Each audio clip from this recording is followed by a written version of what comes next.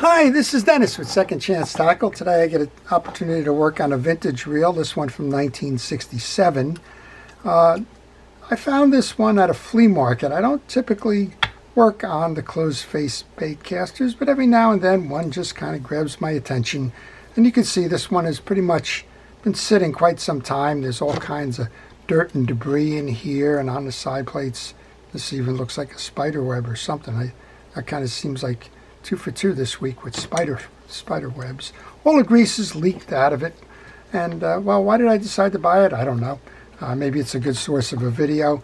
I think this would be a nice catfishing reel, quite honestly. I might take this and do just that with it. Heavy metal body, good guts all around it, and in 67, well, like they say sometimes, they just don't make them like they used to. Very durable reel.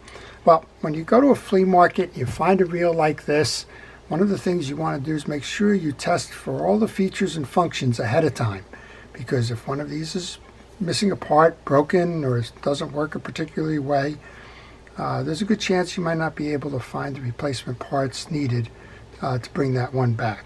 So what did I do? I tested it. It's a very tough turning reel. Tested it in both ways with the anti-reverse on and off. Always check the push button, of course. That's your casting feature. Make sure that it snaps back. Well, in this case, it's not snapping back, but it is returning. And that means, for the most part, that the reel is operational.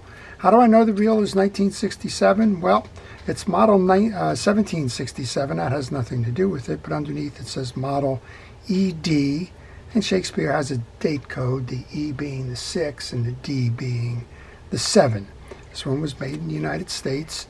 We're going to take it apart. We'll show you how to service it, and hopefully restore it, and maybe I'll get out there and do some catfishing with it. We'll have to see. Before I get started, I want to encourage you to subscribe to my channel, particularly if you like the art of servicing reels and reel repair and learning about fishing reels and some of the kind of quirky things that have gone on. Then I would encourage you to subscribe. And to those who have subscribed to my account already, thank you very much. Well, we just started by removing the dome cover. There's nothing going on there. It's just an open cover. Some of the covers that you will find as you remove them may be a little bit different, so pay attention to that. Having worked on the reels before, I do know that this is a 5/16 American thread. I'm going to use a nut driver for that. Let's see if we can't remove the handle here. There's a nut cap that goes. And when I take my pieces and parts off, I put my pieces and parts into a parts tray for safekeeping. I recommend, if you don't know the reel, or if you haven't worked on one in a while, or hey, just because you might need some backup from time to time, I recommend that you take pictures. I take pictures all the time. Well, most of the time I'm doing videos on them, so the video serves as my pictures. And well, I'd be dishonest if I told you I don't go back to those videos and look at them from time to time to make sure that I've got a part in the right place, or the orientation is correct, and so on. But this is another thing that you find with the earlier reels. That plating is beautiful plating. You can see the metal kind of shine to it on both sides. That'll go in the box as well. And this does have a drag on it. This is a star adjuster. We can back that star adjuster off. And you can go at this an awful lot of ways, because, well, there's two or three different points where pieces are attached. So we're going in from just taking the handle side off first. When I take the pieces and parts off, I like to use some cleaning agents to clean them up right then. That way when I go to put them back together again, I don't have to worry too much about that. Good place for the picture. The star adjuster came off, and then we have this little kind of compression washer here underneath it. And I'll use several different things as my cleaning agents. I'll use everything from, well, a polishing steel wool, that's 4/0 steel wool, kitchen scrubby pads, cotton swabs, paper towels, whatever works. Generally, what you'd like to do as you're working on reels is to use the least abrasive pads first, and then if you need a little bit more, go ahead and do that. Well, There's a couple of different products you can use as well. I'm going to probably use this later. There's a rod and reel cleaner that does a very nice job of removing film and dirt and the like. Then I have my all-purpose degreaser, which is a penetrating oil. And given that there's a lot of oils and greases and debris and dirt and probably flea market stuff on there, I'm just going to go ahead and start with that penetrating oil. See what I can do here with that. There is only a minor piece of corrosion or cosmetic damage on the reel, and that damage is right here where that reel would contact probably a rod holder or maybe the pier or something like that. Now that button's going to come out. I'm going to do whatever I can to take that dirt off right there. The rest of this I think we'll clean up as we remove the pieces and parts. All right, next up then, that same 5/16 driver will remove that cap cover screw. This is the dome that's going to go up and down when you push the button. That'll enable you to cast, and then when you turn, it will bring it back down to gather the line. This has got that sawtooth type of a look to it. That's what's going to grab the line and turn it. Again, just like we've been doing with the other pieces, I'll move over to a kitchen scrubby now. I'm just going to use that. And this kitchen scrubby right now is probably got a good amount of that rod and reel cleaner on it. I do use the kitchen scrubbies for that. I'm going to keep that nut with that dome. Put that dome, we can put that dome right here. Put the dome cover right over that. And maybe we'll play a shell game later on, because I'll try and figure out why I don't have the pieces, or where did the pieces go. All right, this is holding on the spool. So we do want to pull that up, and then we can remove our spool. Again, I mentioned that this is a flea market reel. Before I take this fishing, I'm certainly going to remove this old line. We'll just set that aside for now. We'll come back. When I'm kind of done servicing this thing, we'll give you a better look at this. I'll probably shut the camera off for a minute or 2 or 10 and take that line off of there. This part is part of the overall axle shaft. And I don't think there's any pieces that are involved in that for removal. It's been a while since I've done one of these. I think this might all come up with the axle shaft. So let's go underneath the reel then. There are 3 screws and a pivot point here. I'm going to use a micro screwdriver because the slots in this reel are limited. They're very small. When I take those 2 screws out, I want to put them onto my bench. Bring a paper towel over here to make it a little bit easier for you to see. I want to make sure that the side plate screws are all the same size. I've worked on a lot of these closed face reels, and I can say that if you find an older one in the market, whether it's a Zebco or a Abu or a Shakespeare or any of those, chances are that the reel is suffering because as they were sold, they were generally sold as entry-level reels, particularly the Zebco line. All of us sort of remember growing up and fishing with one of those. And, well, you just didn't open them up and service them very much. Over time, the greases dry out. They clog the mechanisms. And when they clog the mechanisms, well, you just don't get good performance. All right, I'm going to lift the cover off. That cover is going to bring off with it this button. And as I mentioned, we'll take the button off completely. Now I'm going to switch over. We will use the rod and reel cleaner to kind of finish that. What I'm seeing right now in this is that the inners is just totally dry and devoid of grease. So I think I paid $7 for this. And I guess for my $7 investment, I think we're going to be in pretty darn good shape here. Okay, got that button nice and cleaned up. This is another part that you need to pay attention to. And I love this. Again, we're back in the 60s, right? One of the things with the design of this reel is they realized that that button, being plastic, would wear when it's pushing up the the stem for your cast method. And well, they did us one better here. They put a metal tag on there so it doesn't wear unusually, to one side or something, get a kind of a grip in it. Let's put that in the parts tray. There's a cotter pin and a little, what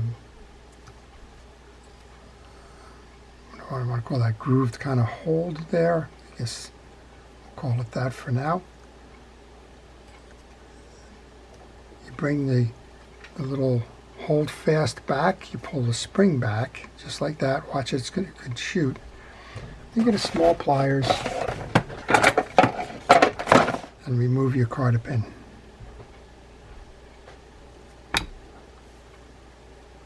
That's the pin that you're removing right there. And we have that hold fast. This is shaped like the letter U. And notice or take pictures when you did that that's the side facing down, the side with the letter U kind of side plates on. Keep those two together in my parts tray. Just gently remove now the spring, and we should be able to push up and out on the axle shaft. When we pulled up and out on the axle shaft, the gear that's turned by your main gear also came off. Inside the case, that gear is going to sit like that on the stem. All right, spring goes in my parts tray. Wipe the gear down. Examine the gear teeth. Make sure that they're clean. And again, remember what I said earlier. When you find these reels, typically what you're going to find is that the grease is dried out. Well, if you have grease on the gears when it's drying out, it's going to dry in those teeth and the inner grooves. I'm using a little Harbor Freight pick or awl here. We're using that to clean those teeth grooves out. Sometimes I feel like a dentist cleaning teeth, if you will. All right, one or two more here. That's nice and clean. And we can put that in. Same thing here. Since this is a metal on metal piece, let's just go ahead and use some of that penetrating oil and paper towel to wipe that down. Again, the quality of the materials used in this reel is just incredible by today's standards. The metals and the like, even the design and the engineering. Okay, that's your axle shaft. All right, now I want to make sure that my anti-reverse is in the off position so that when I push out, I don't disturb that. Push out on your main gear. And again, the inner case is pretty clean here. I'm not seeing anything of any consequence here. There is a ferrule for your drag adjuster. You want to make sure that you take that out and clean that. I'm going to use a cotton swab to clean the inside. Get all the old greases out of there. And as I do, I want to encourage you to ask questions on, well, if you've got a question on this reel for sure, maybe you're working on it and just can't get an orientation right, or you wondered who was using it when in 1967, or the pricing on it or so on. I did a quick look on eBay. These are still selling for around $30, so it's not unusual to see that people appreciate the quality of the reel, and that the reel quality is kind of a determinant in the price. I'm going to take that ferrule and put that right back in there. I guess we could, pull that out for a moment. We could put a little grease on that, and I'm going to use fishing reel grease. I only recommend fishing reel grease for fishing reels. I get questions all the time, can I use gun oil? Can I use household greases and the like?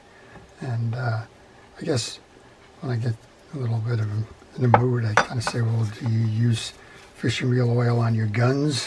And of course not, but that's kind of the way it goes. All right, thought this would come off. Yeah, it does, there you go. And we have a hard washer here. It seems to be cork, I'm not quite sure. It's a very hard washer. That's fine. It could be asbestos or it could be cork. Well, cork is permeable. Asbestos is not. I'm just going to put a little bit of grease onto that washer. We'll take our chances. You put fishing reel grease or drag grease onto the washers to keep them flexible so that they don't dry out. Since this is the back pressure plate for that, I'm going to go back to my steel wool. I'm just going to clean off the little part where it was sticking. You know, if that drag washer was sticking on both sides, it didn't have a lot of effect. Not that you need a lot of drag washer or drag on this reel, but there's a reason why that drag is there. This is a heavy-duty reel. This is not basically for bluegill or bream or that. You can use this on the catfishing and like, and as I mentioned, I think I may do just that. Okay. Let's try and clean this off as well. Now, this might have been a part where I was going to go look for the pictures because, well, I wasn't paying attention when I took this off. The good news, I guess, is that the part of the old drag was sticking to the back side of this. So I've kind of got a clue here that that's where it belongs. Okay, so we can bring that in. The other side, the other clue, of course, is where that ferrule coming through the shaft is. You can see how it's inset here. So that faces out. All right, well, they're pretty simple to work on. We got a little bit more dirt in the case here, so I want to clean that out. So much of fishing reel service and repair, whether it's the very big reels, the very small reels, whether it's a spinning reel, bait caster, trolling reel, whatever, the purpose is kind of the same all around. And what is that? It's to take the reel apart, to observe, to check and make sure that all of the pieces and parts are in good condition, that they're not damaged. And this is a good example. Check the teeth all the way around. Check it this way to make sure they're not bent. Check it this way to make sure all the crowns are there as well. It's a beautiful gear right now. And you want to do that because, well, if you're finding a skip, it might be that the gear is warped or otherwise. All right, we're going to start the rebuild process then. The only place you need to get grease here on the face is right up front here, right on the teeth. The rest of the inner side of it doesn't touch anything, doesn't need grease. Actually, centrifugal force will probably throw that off over time. And we want to get a little bit of grease, not crazy, a little bit of grease onto the shaft. Again, we have the anti-reverse in the off position. We can bring this down now, reset the drag button, if you will. And to hold that in place, it's a good time to go back and put your washer on and your star adjuster. You don't have to put the handle back on. If you wanted to, you could at this point. You don't need to. Go ahead and tighten that down. I want to tighten that down because I don't want that slipping out when we go to mount the inner gear and the axle shaft. Well, that's next. So, grease on the axle shaft, on the inner components, grease on the inner gear.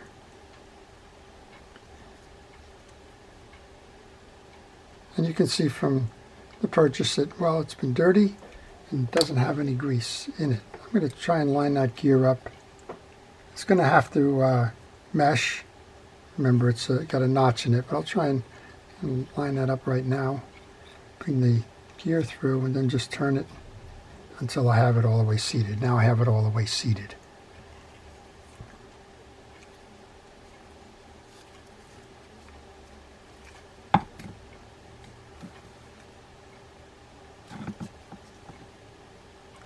Okay, next step then, it's probably the time for me to take my glove off because I need the dexterity to do this next step here.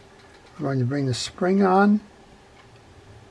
Doesn't hurt if you put this down and let the bench act as an assist here. I've got the little U-clip. I got the quarter pin. So the spring goes, or U-clip goes, and then I'm going to get the quarter pin ready before I compress the balance here. Okay, walk that down. It's going to be probably a little bit hard for you to see. I'll try and do this while I'm doing that. But I've pulled down on it and I've reloaded the quarter pin, and then I've swung the U-clip over. So we're in good condition there. Okay, we're going to grab our outer plate. That still needs a little bit of a cleaning. Love the old badge too with the Mariner's compass. There's so many things to like about these old reels.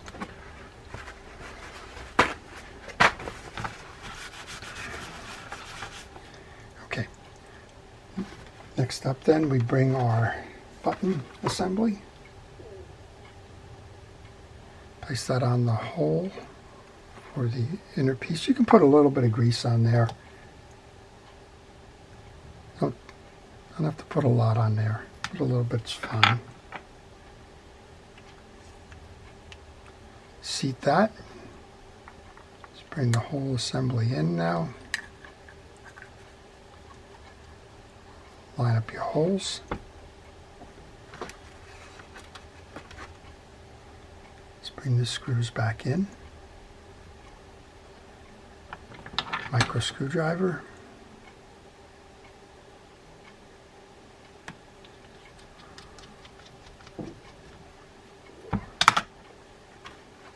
Well, I work on all kinds of reels. If you have suggestions about other types of videos that you would like to see, I always welcome them.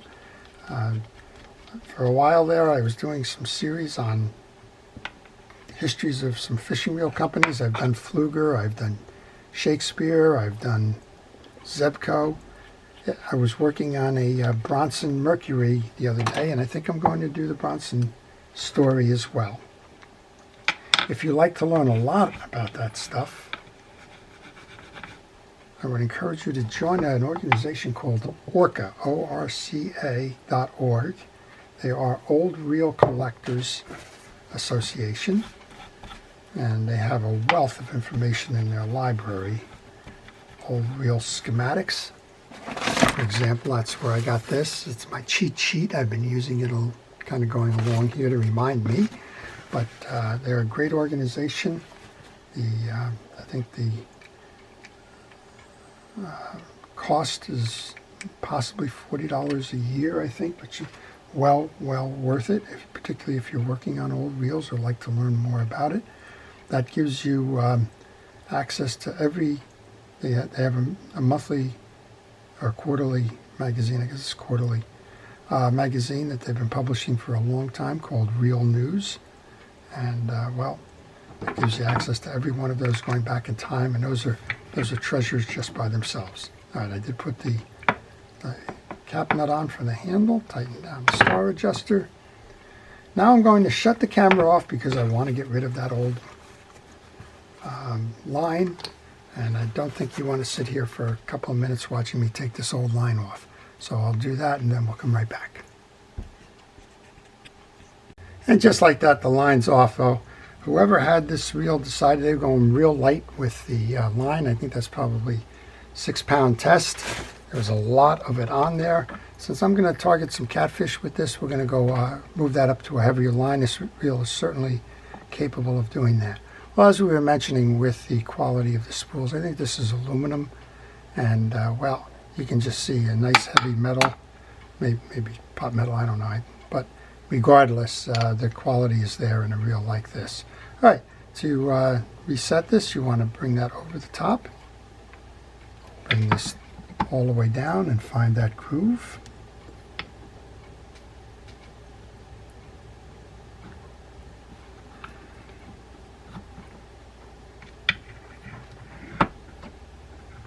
and then set that spring into the groove, just like that. Not much left here. Play our shell game. This is the one that's got the nut under it. We're going to take the bell or cone, our retrieval device. Hand start those nuts when you're putting this back in. That way you can assure yourself that you're not going to cross thread it. Bring your cone back on.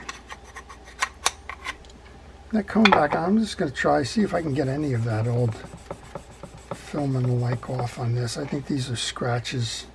We'll call them character marks or beauty marks. How's that? All right, there you go.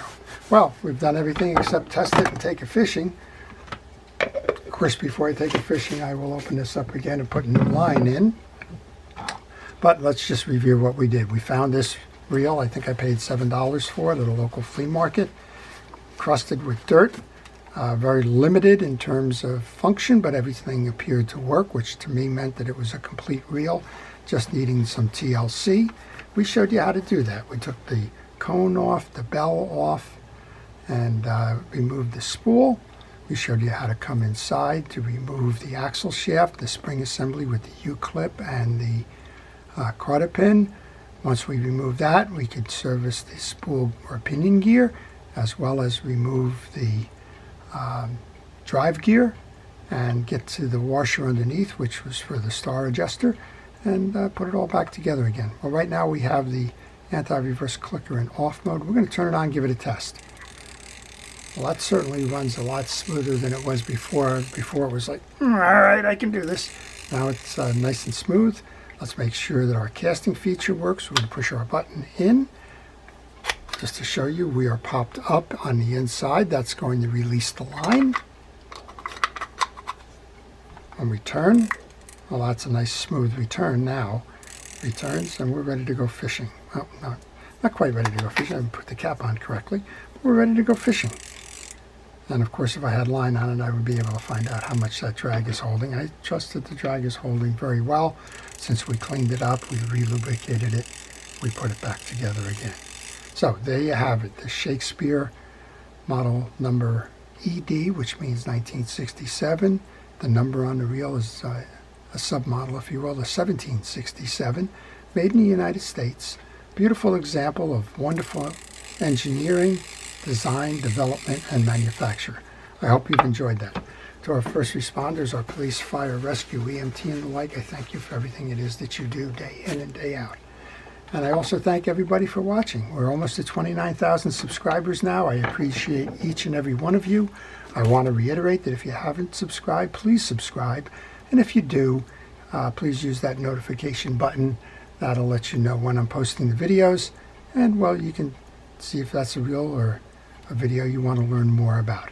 This is Dennis with Second Chance Tackle, wishing everybody great flea market finds, fun in the art of reel repair and service, and more importantly, tight lines on the water. Have a great day.